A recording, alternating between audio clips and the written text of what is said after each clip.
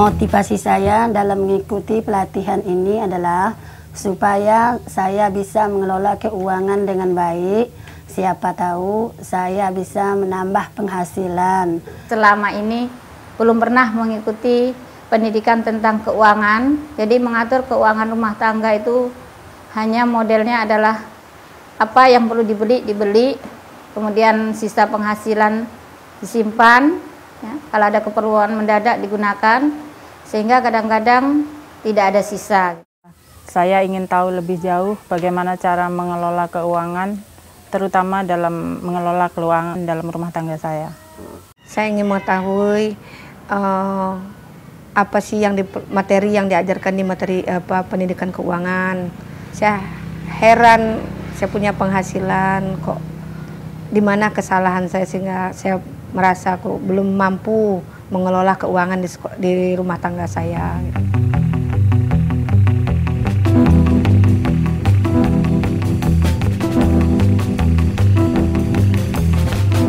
Asosiasi Pusat Pengembangan Sumber Daya Wanita atau PPSW merupakan salah satu LSM perempuan di Indonesia yang terus berkembang dan konsisten mengembangkan kelompok-kelompok perempuan di basis yang berdiri sejak tahun 1986 hingga saat ini. Saat ini Asosiasi PPSW tengah bekerja sama dengan Siti Peka dan Siti Foundation melaksanakan program pendidikan keuangan untuk perempuan matang di usia 40 tahun ke atas. Tujuan pendidikan keuangan yang pertama adalah untuk meningkatkan pengetahuan perempuan tentang isu-isu keuangan dengan membangun aset dan perlindungan sosial, pensiun dan tabungan hari tua. Kedua adalah memberikan informasi kepada peserta tentang langkah-langkah keuangan yang diperlukan untuk mempersiapkan hari tua. Yang ketiga, memfasilitasi peserta untuk mengembangkan dan membuat perencanaan keuangan untuk masa tua yang lebih baik. Bentuk kegiatannya adalah kursus singkat selama 6 bulan dengan 6 modul. Setiap bulan menyelesaikan 1 modul dengan 4 sesi selama 2 jam. Setelah mengikuti kursus 6 bulan kemudian dilaksanakan wisuda, salah satu bentuk kelulusan dengan syarat kehadiran 80% dan telah membuat perencanaan keuangan.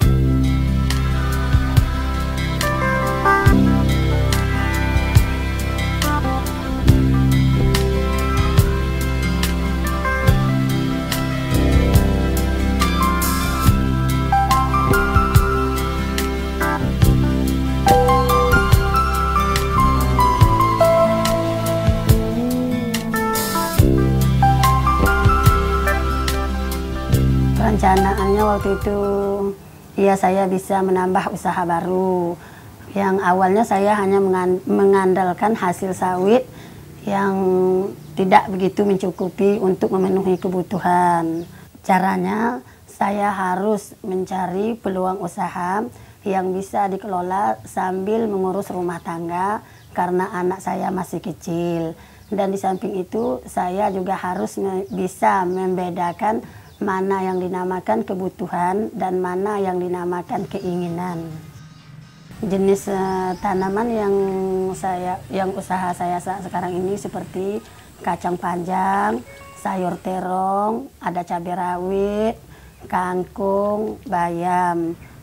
Lalu saya memilih usaha itu yang pertama dekat dengan lingkungan rumah, senang merawatnya, dan modalnya tidak terlalu tinggi dan memasarkannya sangatlah mudah. Ya, kalau penghasilan saya tidak bisa ditetapkan Pak, tergantung kepada pembelinya juga. Ya, kadang saya bisa mencapai 20.000 bahkan ada yang lebih. Kalau seandainya saya mendapat hasil penjualan 20.000, itu saya mencicilkan 5.000 rupiah. Dan setelah 1 bulan saya tabung uang itu ke koperasi. Itu dari hasil tanaman sayur.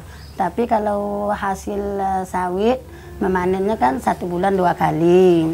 Ya, saya menabung 2 kali 1 bulan dengan cara main arisan dengan tetangga terdekat. Jadi uang itu Pak bisa dipergunakan kapan anak membutuhkan. Seperti biaya yang tidak terduga, setiap bulan saya harus mengeluarkan uang minimal 500.000 per bulan. bapak kan pekerjaannya tidak tetap. Kalau seandainya kebutuhan sehari-hari tidak mencukupi, maka saya mengambil hasil dari tanaman tadi untuk memenuhinya. Sayur.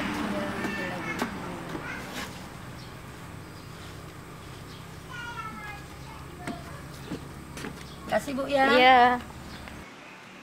Rencana keuangan saya yang pertama adalah nanti bisa menguliahkan anak sampai ke jenjang perguruan tinggi. Yang kedua adalah mempunyai kebun.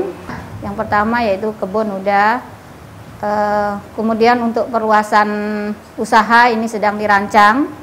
Kebetulan modal udah dikumpulkan, tinggal untuk mencari tempat untuk pengembangan usaha. Saya selalu membuat anggaran. Saya kalau akan membuat anggaran itu saya diskusi dengan suami dan kadang-kadang juga melibatkan ke anak. Karena kadang-kadang melibatkan tenaga atau bantuan daripada anak saya yang paling tua yaitu kelas 3 MTS. Membuat anggarannya adalah rincian uang masuk, kemudian rincian untuk uang keluar, kemudian jumlah daripada untuk bayar hutang, kemudian untuk tabungan ya juga. Waktu itu saya mempunyai beberapa rencana keuangan. Yang pertama, tabungan keuangan untuk hari tua. Yang kedua, asuransi kesehatan. Dan yang ketiga, asuransi untuk pendidikan anak-anak. Tapi ternyata yang kedua belum bisa terlaksana, baru satu yang bisa terlaksana, yaitu pendidikan tabungan untuk hari tua. Saya melaksanakannya dengan cara menyisihkan sebagian dari penghasilan keluarga saya. Sebagian saya gunakan untuk keperluan sehari-hari dan sebagian lagi saya gunakan untuk ditabung. Bu Wiji, ini saya mau menyetor tabungan saya untuk tabungan hari tua. Khusus untuk tabungan hari tua kita simpan di simpanan khusus saja Bu ya? Iya. Saya saat ini menabung di Koperasi Wanita Sinar Harapan. Caranya yaitu dengan menyisihkan sebagian dari penghasilan keluarga saya. Sebagian untuk keperluan sehari-hari dan sebagian lagi saya tabung. Menabungnya memang tidak bisa dipastikan besarnya berapa karena kami memang tidak punya penghasilan tetap. Jadi kadang-kadang sedikit, kadang banyak. Uang yang saya tabung di hari tua nanti akan saya gunakan untuk pemeliharaan kesehatan di hari tua dan juga untuk kesejahteraan saya di hari tua. Begitu banyak perubahan setelah saya terbiasa menabung. Saya bisa jadi lebih berhemat, saya bisa mengerem keinginan saya untuk membeli barang-barang yang tidak perlu. Dan yang penting lagi, dulu keluarga saya sering mengalami krisis keuangan. Tapi sekarang setelah saya rajin menabung, hal itu tidak pernah terjadi. Dokumen-dokumen yang sudah saya rapikan, sepertinya surat tanah, terus surat nikah, surat-surat penting, seperti kartu kesehatan, askes.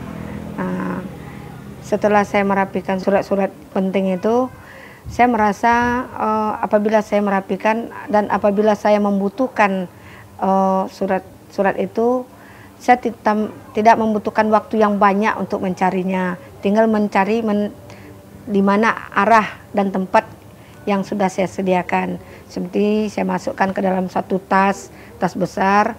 Di situ di dalam itu ada surat ijazah untuk kegiatan usaha saya, seperti saya sebagai seorang guru, SK saya, satu file, bahan suami, dan ijazah anak. Apabila anak saya membutuhkan ijazah, saya tinggal mencari tempatnya, langsung saya bisa menyediakannya tanpa membuang waktu yang banyak.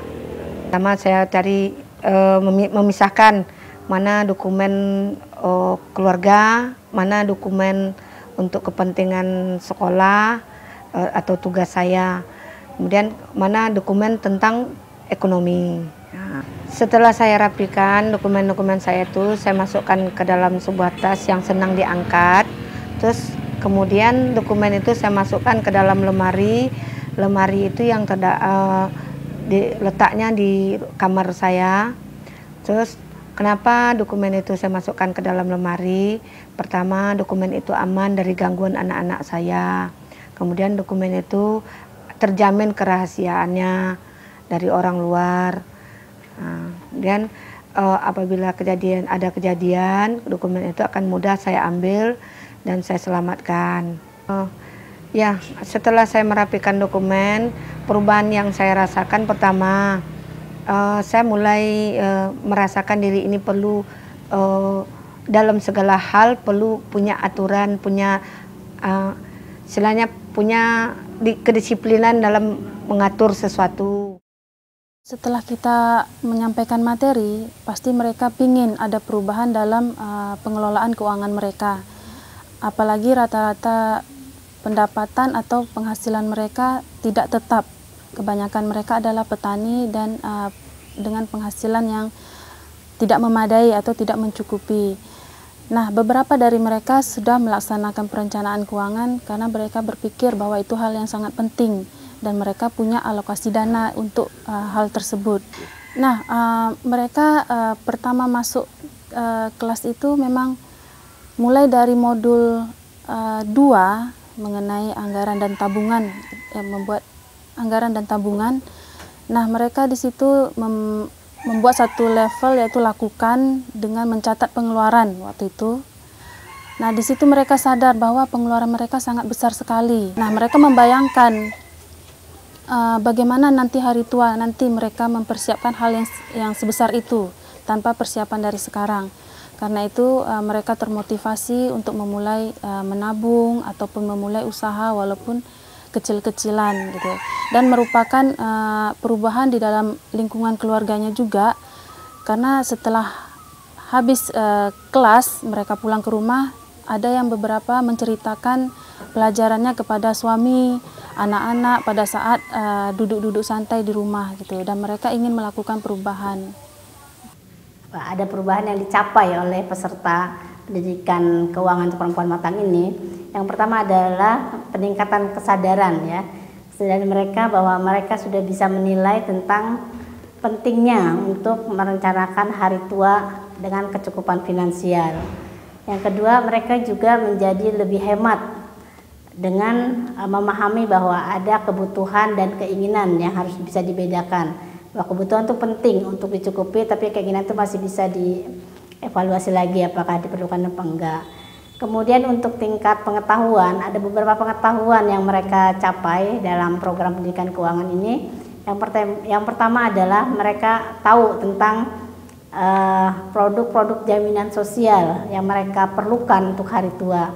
Terus mereka juga bisa tahu tentang bagaimana strategi untuk merencanakan keuangan untuk hari tua juga. Mereka juga tahu bagaimana mereka harus memulai investasi dan mereka bagaimana harus merencanakan warisan jika mereka mempunyai harta untuk anak-anak mereka, bagaimana mereka merencanakan harta itu supaya produktif, dan juga bagaimana mereka merencanakan dengan wasiat kalau mereka misalnya untuk menghadapi satu hari mereka sudah berwasiat sehingga mereka tidak akan meninggalkan satu harta yang akan menjadi berakhir tidak baik seperti itu ya. Harapan saya di masa tua semoga hidup bahagia bersama keluarga, disayangi dan mempunyai hasil tabungan untuk hari tua dengan hasil usaha yang saya miliki dari sekarang ini. Dengan adanya kita membuat anggaran, tentu kita ingin mempunyai simpanan ya, yaitu simpanan untuk di hari tua, baik mengenai kesehatan atau simpanan untuk berupa dana ataupun investasi yang nantinya adalah bisa untuk memuliakan anak. Kedepannya di hari tua nanti saya mempunyai kehidupan yang lebih baik dari sekarang. Saya mempunyai tabungan yang cukup untuk pemeliharaan kesehatan saya di hari tua. Dan saya berharap juga di hari tua saya nanti saya bisa hidup sejahtera, bahagia dan sehat selalu bersama anak-anak. Harapan saya di masa tua, apalagi setelah memperoleh pendidikan keuangan, contohnya saya punya pendidikan atau olahan seperti tempat untuk menimba ilmu seperti belajar sore atau pendidikan agama di rumah saya tanpa istilahnya, dan dapat menyediakan fasilitas pendidikan yang istilahnya yang agak bermutu lah, walaupun kami tinggal di daerah yang seperti yang sekarang ini.